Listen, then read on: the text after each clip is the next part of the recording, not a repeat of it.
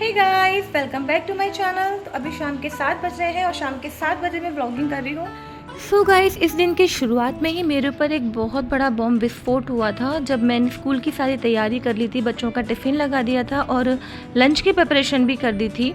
और ये सब करते करते मुझे लगभग 6:30 बज गए थे और आई वाज श्योर कि अब मैं तैयार होकर निकल जाऊँगी। तभी 6:30 पर सुनीता यानी कि मेरी मेड का फ़ोन आ गया। उसने मुझे बोला कि वो नहीं आ पाएगी, उसे जॉन्डिस हो गया है और वो कम से कम 3-4 दिनों तक नहीं आ पाएगी। तो मैं बहुत शॉक हो गई थी। ऑल्दो मैं जानती थी कि उसकी तबीयत ख़राब है, तो मैं उसको फ़ोर्स भी नहीं कर सकती, तो मैंने उसको रेस्ट करने के लिए बोला। लेकिन अब मेरे सामने पूरा घर मेरा बिखरा पड़ा था। तो फिर मैंने एक डिसीजन लिया कि आज मैं हाफ़ डे में जाऊँगी, मैं फुल डे नहीं कर सकती, क्योंकि मैं घर को ऐसा छोड़ के भी नहीं जा सकती थी। तो बच्चों को स्कूल के लिए रवाना करके मैं आ गई अपने किचन में बचा हुआ सारा काम निपटाने के लिए, क्योंकि ये सारे काम पीछे से सुनीता निपटा देती है। बर्तन वगैरह कर देती है, सफाई पूरी कर देती है, डस्टिंग कर देती है। लेकिन आज ये सारे काम मुझे करने थे। तो सबसे पहले मैंने दूध खाली किया, दूध का बर्तन रखा हुआ था, इसे गर्म करना था। बच्चे तो जा चुके हैं, बस मैं और ये घर पर थे। इनको भी ऑफिस निकलना था 10-10:30 पर, तो इनकी भी सारी तैयारी मुझे करनी थी। बट अब मेरे पास टाइम था क्योंकि मैं ऑलरेडी हाफ डे का मैसेज डाल चुकी थी ग्रुप पे। फिर किचन में थोड़ा बहुत कुछ करने के बाद मैंने सोचा डस्टिंग वाला पोर्शन कर लेते हैं। तो ये सोफ़े में जो रिंकल्स आ रही थी, सोफ़े के सारे कवर को मैंने झटक के वापस से बिछाया। और ये तो मुझे बीमारी है, पता नहीं, मुझे खुद लगता है कि मेरे अंदर बीमारी है। ज़रा से भी रिंकल सोफ़े पर आते हैं ना, तो मैं सबको उठा देती हूँ कि उठो और मुझे इसको फिर से ठीक करने दो। पता नहीं दिन में कितनी बार मैं सोफ़ा ठीक करती हूँ, मुझे खुद नहीं पता। इवन कई बार तो बच्चे और ये भी मुझसे इरिटेट हो जाते हैं कि तुझे बस ये पता नहीं क्या पागलों जैसी आदत है कि बार बार तू इसको ही बिछाती रहती है। बट मुझे है, बेडशीट पर भी अगर ऐसा हो जाता है, रिंकल वगैरह आते हैं, तो मुझे अंदर से बहुत गुस्सा आ जाता है कि बस, और मुझे ऐसा लगता है ना कि जल्दी से मैं इसको ठीक करूँ। तो गाइज़, आप में से भी किसी को ये बीमारी मेरे तरीके से है तो मुझे प्लीज़ कमेंट बॉक्स में ज़रूर बताना, ताकि मुझे लगे कि ये नॉर्मल कंडीशन है। इसके बाद मैं मेरे रूम की तरफ आई, तो यहाँ टोस्ट, क्रीम, ये सब रखा हुआ था। जब बच्चे जाते हैं ना, तो उस वक्त जो भी चीज़ें वो यूज़ करते हैं वो सब बेड पर ऐसे ही पड़ी रहती हैं। और उन सबको मैं जनरली तो स्कूल से आके ठीक करती हूँ, क्योंकि इतने टाइम तक तो मैं खुद भी जा चुकी होती हूँ। और शाम को 3-3:30 तक जब मैं आती हूँ, उसके बाद मैं ये सारी चीज़ें समेटती हूँ। सुनीता ऊपर ऊपर की डस्टिंग कर जाती है, ये सारा नहीं करती है वो। पर आज मेरे पास टाइम है तो मैं ये सब कर रही हूँ। अपनी यूनिफॉर्म प्रेस करने के लिए मैंने निकाला था इसको, अब ये सब कुछ मैं रखूँगी। फटाफट इसको समेट दिया मैंने। और इस रूम की तो हालत देख के सबको पता चल गया होगा कि ये बच्चों का रूम है। और इसकी तो हालत ऐसी हो जाती है ना जैसे कि तूफान आया हो यहाँ पर। शिवी बहुत बुरी हालत कर देती है इस रूम की, क्योंकि उसको बिल्कुल भी हैबिट नहीं है अपनी चीज़ों को जगह पर रखने की। जो भी कुछ उसे कपड़े होंगे यहाँ वहाँ बिखरे रहेंगे, बेड्स पे इतनी बुरी तरीके से हालत होगी, कुछ कहीं पड़ा होगा, कहीं कुछ पड़ा होगा, कहीं टॉय पड़ा होगा। वो सामने देखो पियानो रखा है, पियानो का मैंने कवर बना रखा है, लेकिन वो कवर कभी ठीक से नहीं मिलेगा, हमेशा यहाँ वहाँ उठा ही मिलेगा। और बहुत डांट खाती है वो मुझसे, लेकिन स्टिल वो कुछ समझती नहीं है इन चीज़ों को। मैं भी फिर ठीक है, अब उसको बोल के मैं क्या करूँ, उसकी इतनी एज भी नहीं है। पहले जब बच्चे मेरे वाले स्कूल में ही जाते थे तो मुझे थोड़ी प्रॉब्लम कम होती थी, क्योंकि उनका टाइम एक्चुअली इतनी जल्दी का नहीं था। जब मैं निकलती थी तो मेरे साथ ही बच्चे निकलते थे। लेकिन अब क्योंकि मैंने उनको दूसरे स्कूल में शिफ्ट कर दिया है, अब बच्चे MPS में जाते हैं, तो अब वो स्कूल ट्रांसपोर्ट से जाते हैं। तो स्कूल ट्रांसपोर्ट काफ़ी जल्दी आ जाता है, क्योंकि उसको बाकी सारे बच्चों को भी पिक करना होता है। तो उसके हिसाब से फिर बच्चों का टाइम बहुत जल्दी का हो गया है, तो चीज़ें मैनेज करने में थोड़ी प्रॉब्लम हो रही है। बट अभी स्टार्टिंग है तो थोड़ा टाइम लगेगा, उसके बाद सारी चीज़ें मैनेज हो जाएंगी धीरे धीरे। तो इतने में मैं बच्चों का रूम समेट रही थी, तब तक ये बाहर आ चुके थे। ये डेली साइकिलिंग करने के लिए जाते हैं, तो ये साइकिलिंग करके ही आ रहे हैं, थके हुए हैं। और मुझे भी बहुत इच्छा होती है कि मैं मॉर्निंग में ऐसा कोई एक्सरसाइज करूं, लेकिन मुझे इतना टाइम नहीं मिलता अभी।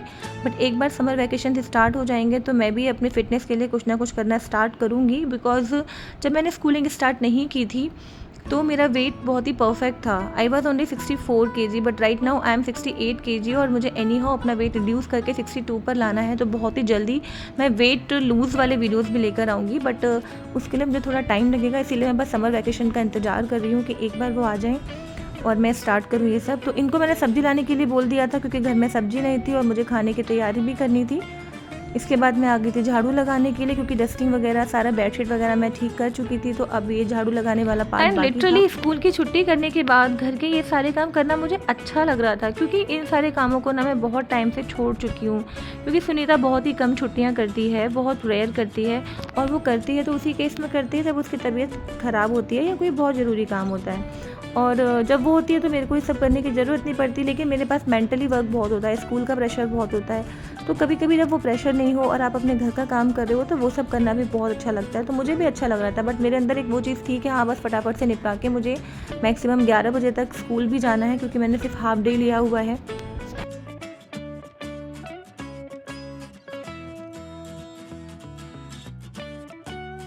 और अब मैं लास्ट उस काम पर आ गई हूँ जो मुझे सबसे ज़्यादा नापसंद है। घर का सारे काम मुझे करने पसंद है, मुझे खाना बनाना पसंद है, क्लीनिंग पसंद है, बाकी सब कुछ मैं कर सकती हूँ। खाना बनाना तो मुझे बहुत ही पसंद है। अभी समर ब्रेक आएंगे तो मैं बहुत सारी रेसिपी वीडियोस भी लेकर आने वाली हूँ। लेकिन मुझे जो सबसे ज़्यादा नापसंद है वो है ये बर्तन करना। बर्तन करना मुझे कभी भी पसंद नहीं आया, और ये जब मुझे करने पड़ते हैं ना तो मुझे ऐसा लगता है मुझे मौत आ रही है। लेकिन अब बस ठीक है, अब क्योंकि सुनीता नहीं है तो मुझे ये करने ही पड़ेंगे। और जब भी मुझे पता होता है ना कि मुझे बर्तन करने हैं तो मैं कभी भी सिंक में बहुत ज़्यादा बर्तन इकट्ठे नहीं करती हूँ। थोड़े थोड़े होने पर ही मैं उनको साफ़ करती रहती हूँ।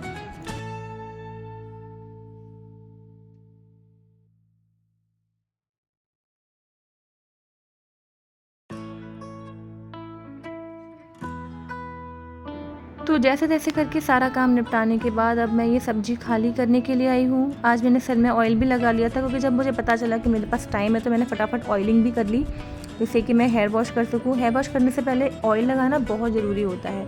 बहुत ज़्यादा ना सही तो कम से कम 1 से 1.5 घंटे आपके सिर पे तेल ज़रूर रहना चाहिए। और मेरे हिसाब से जो बेस्ट ऑयल होता है सिर के लिए वो नारियल तेल ही होता है। तो मैं नारियल तेल ही जनरली यूज़ करती हूँ। और इन दिनों मैं बालों के लिए एक चीज़ और यूज़ कर रही हूँ जो बहुत ही इफ़ेक्टिव है, और मैं उसके बारे में आप लोगों को ज़रूर बताऊँगी। जो लोग भी हेयर फॉल की प्रॉब्लम से जूझ रहे हैं, या जिन लोगों को भी बाल पतले हो गए हैं, या कहीं कहीं पे बाल्डनेस, बाल पैचेस आने लगे हैं ना, उनके लिए वो चीज़ रामबाण है। तो वीडियो मैं आप लोगों के लिए लेकर आऊँगी, और बहुत मेहनत भी नहीं लगती उसको लगाने में। आपको जैसे स्प्रे करना होता है एंड डन। आजकल मैं यूज़ कर रही हूँ। मैंने उसका रिव्यू इसलिए अभी तक नहीं किया था क्योंकि मैं चाहती थी कि मैं उसको थोड़ा लंबे समय तक यूज़ करूँ और फिर उसका ट्रू रिव्यू आप लोगों को दूँ। जैसे कि मैंने पहले बॉडी वाइज का रिव्यू दिया था तो मेरे पास कई लोगों के कमेंट आए थे कि दीदी ये वर्क करता है कि नहीं करता, और मैंने सबको बताया था कि हाँ, मैं इसको ऑलरेडी काफ़ी टाइम तक यूज़ कर चुकी हूँ एंड ये रियली वर्क करता है। तो लोगों ने उसको यूज़ किया और उन्हें उसके बेनिफिट मिले थे। सेम मैं आपको एक और नई चीज़ बताने वाली हूँ हेयर ग्रोथ को लेकर, जो कि बहुत अच्छी है, क्योंकि मैं इसको काफ़ी टाइम से यूज़ कर रही हूँ और मुझे इसका पॉजिटिव रिजल्ट मिला है। तो बस मैंने वही सब अपने बालों में अभी ऑयल लगा रखा है। हेयर वॉश करके आज मैं स्कूल जाने वाली हूँ। जब तक सारी सब्जियाँ जमा देती हूँ। तो खीरे बहुत ज़्यादा हमारे घर में आते हैं, क्योंकि चारवी को खीरे बहुत ज़्यादा पसंद हैं। शिवी को भी पसंद है, लेकिन चारवी को तो बहुत ही ज़्यादा पसंद है। और ये एक तरह से बहुत अच्छी बात भी है, क्योंकि बच्चों को ना एक्चुअली हेरिडिटी की वजह से नोज़ ब्लीड होता है। जब मैं छोटी थी तो मुझे भी नोज़ में ब्लीडिंग होती थी। गर्मी के टाइम में मुझे ब्लीडिंग होती थी, और सेम दोनों बच्चों में है, शिवी के अंदर भी है और चारवी के अंदर भी है। तो जितना वो ऐसी चीज़ें खाएंगे जिससे कि उनकी बॉडी ठंडी रहे, तो वो ब्लीडिंग की जो चांसेस है वो उतने ही कम हो जाएंगे। तो बहुत अच्छी चीज़ है कि अगर मेरे बच्चों को टमाटर या खीरे खाना पसंद है तो मैं अच्छी क्वांटिटी में उन्हें खिलाती हूँ। और आजकल मैं उन्हें डेली बेसिस पे बनाना शेक भी देती हूँ, इसीलिए घर में हमेशा बनाना भी रहता है। तो इस व्लॉग में ऑलरेडी बहुत सारी बातें हो चुकी हैं। बातें करते करते मेरा सारा काम भी निपट गया है। अब बस लास्ट काम है जो मैं लंच बना के जा रही हूँ। तो फटाफट मैं बैंगन आलू की सब्ज़ी बना देती हूँ। बैंगन आलू की सब्ज़ी मेरे घर में सबको बहुत पसंद है, और मैं इसे कढ़ाई में नहीं बनाती क्योंकि वो थोड़े बैंगन अलग और आलू अलग रहते हैं तो वो पसंद नहीं आती। मैं इसे कुकर में बनाती हूँ और ढेर सारे मतलब मसाले वगैरह मैं इसमें अच्छे से डालती हूँ, टमाटर वगैरह। तो बच्चों को और इनको सबको ये बहुत पसंद आती है और जल्दी भी बन जाती है। तो अपने टाइम के हिसाब से मुझे यही सब्ज़ी अभी सूटेबल लग रही है, तो मैं इसको फटाफट से बना के बस रेडी होके स्कूल के लिए निकलने वाली हूँ। Hey guys, welcome back to my channel. तो अभी शाम के 7 बज रहे हैं और शाम के 7 बजे मैं व्लॉगिंग कर रही हूँ, क्योंकि मैंने अपने इस मिरर के ऊपर जो लाइटिंग है उसको चेंज करवाया है। पहले यहाँ पर बहुत ही डिम लाइट जलती थी तो उसका इफेक्ट इतना अच्छा नहीं आता था। तो बहुत मुश्किलों से, बड़ी मुद्दतों से, इतनी मिन्नतें करने के बाद ये लाइट चेंज हुई है, तो मैं इसका इफेक्ट चेक कर रही हूँ। बाकी बच्चे जो है वो भी बाहर खेलने के लिए गए हुए हैं। मेरा खाना बनाने का टाइम हो रहा है, मुझे डिनर रेडी करना है।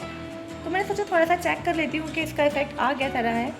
पतिदेव थोड़ा जल्दी घर पे आ गए हैं आज, तो वो टीवी देख रहे हैं। और इन दिनों टीवी में हमारे एक ही चीज़ चलती है, वो है भारत और पाकिस्तान की न्यूज़ पहलगाम को लेकर, जो बहुत इंपॉर्टेंट भी है। तो उसकी हर एक चीज़ से सबको खबर होनी चाहिए। तो हमारे घर में 24 घंटे वही चलता रहता है, स्पेशली जब पतिदेव घर पे आ जाते हैं तो उसके बाद तो वही चलता है। तो चलो अब मैं चलती हूँ अपने किचन की तरफ, जहाँ मुझे बनाना है डिनर, जो है हमारा ठिकाना। तो कल को मैंने बहुत सारी मिर्ची बना के रखी थी, तो वो तो एक तरफ रखी हुई है। तो मुझे अब बस एक गीली सब्ज़ी बनानी होगी, तो मैं सोच रही हूँ फटाफट से आलू टमाटर बना देती हूँ। थोड़ा सा आटा रखा है तो मुझे आटा भी लगाना है। आज सुनीता 3 दिन के लिए ऑफ पर है क्योंकि उसकी तबीयत ठीक नहीं है, तो काम सारा मुझे ही करना है। इसीलिए आज बर्तन मैंने साफ़ तो कर दिए बट इनको भी जमाया नहीं है, अभी इनको जमाना भी बाकी है। एक साथ बहुत सारे काम हो जाते हैं। स्कूल से आने के बाद ही आज सफाई भी की थी, क्योंकि बहुत ज़्यादा पूरे घर में धूल हो रखी थी। झाड़ू पोछा पूरा स्कूल से आने के बाद ही किया है, तो इसलिए ये सारा काम कर नहीं पाई हूँ। तो बस अब करूँगी ये सब कुछ। मैं चलो निकाल लिया है मैंने सब कुछ, दही, आलू, टमाटर और खीरे। इन दिनों खीरे मैं ज़रूर खिलाती हूँ बच्चों को, क्योंकि थोड़े ठंडे रहते हैं, गर्मी बहुत ज़्यादा हो रही है। शिवी को दही पसंद है, लेकिन चारवी दही बिल्कुल भी टच नहीं करती है, ना दही ना छाछ, उससे रिलेटेड कोई भी चीज़ चारवी नहीं लेती है, तो ये थोड़ी चिंता की बात है। आलू टमाटर की मुझे सब्ज़ी बनानी है।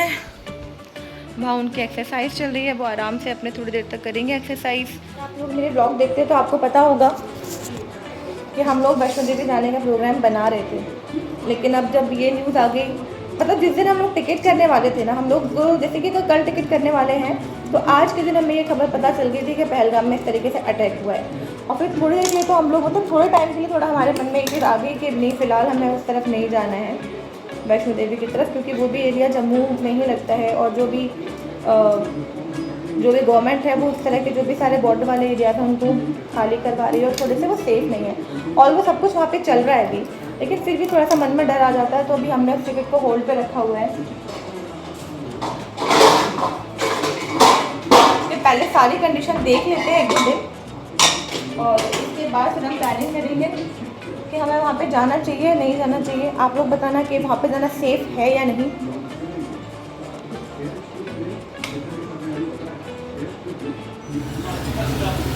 तो चलिए, मेरा हो गया है ये काम, तो मैं फटाफट से ना सब्ज़ी छोंक देती हूँ, क्योंकि लगभग 8 बजे करीब खाने का टाइम हो जाता है। फिर पापा का बच्चों का मैं यही कोशिश करती हूँ कि उनको जल्दी खाना खिला के फ्री कर दूँ, क्योंकि फिर हम वॉक करने भी ज़रूर जाते हैं। रात में वॉक करनी बहुत ज़रूरी होती है, वो हम मिस नहीं करना चाहते कभी भी।